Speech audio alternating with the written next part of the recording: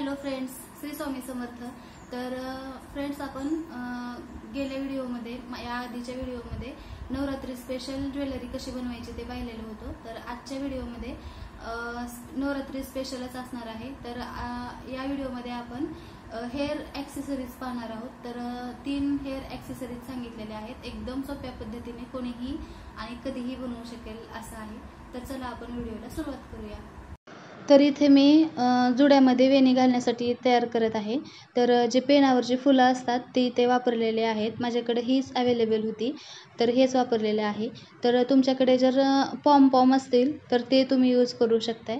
तर हे लोकरीचे बनलेले फ्लॉवर्स आहेत आणि खूप सोप्या पद्धतीने बनवलेलं आहे. ह्याच्या अगोदरच्या व्हिडिओमध्ये ते कसं बनवतात मी दाखवलेलं आहे.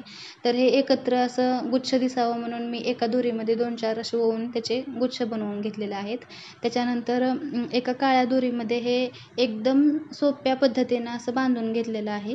किंवा तुम्ही मग डायरेक्ट सुई दोऱ्याच्या मदतीने पण ओवू शकताय.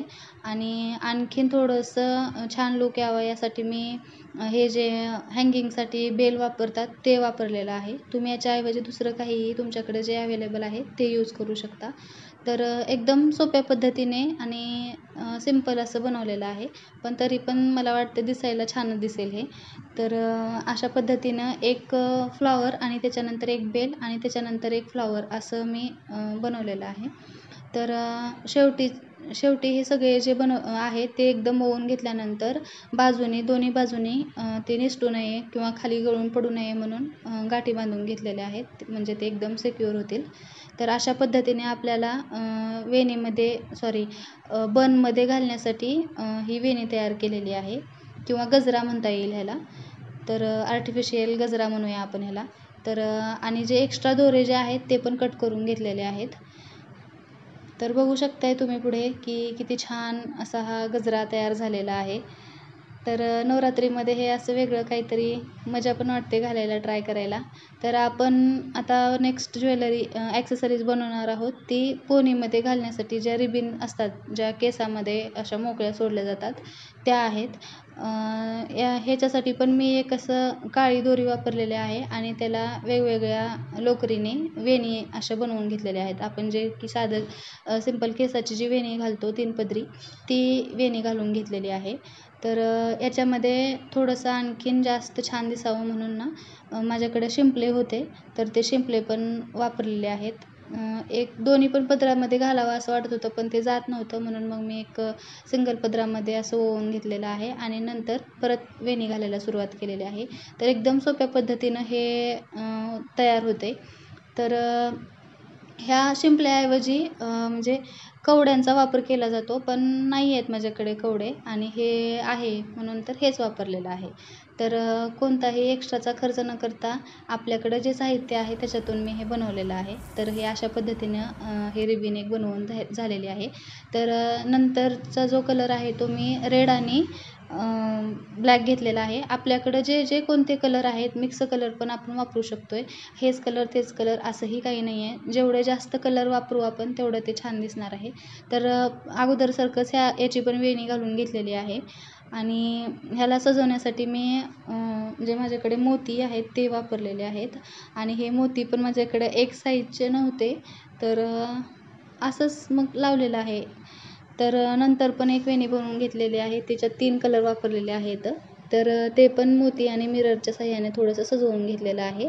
आणि लास्टची जी बनवलेली आहे त्याला मी लटकनचे जे मिरर असतात रंगीत ते वापरलेले आहेत. तर आता आपल्याला नेक्स्ट ॲक्सेसरीज तयार करायची आहे.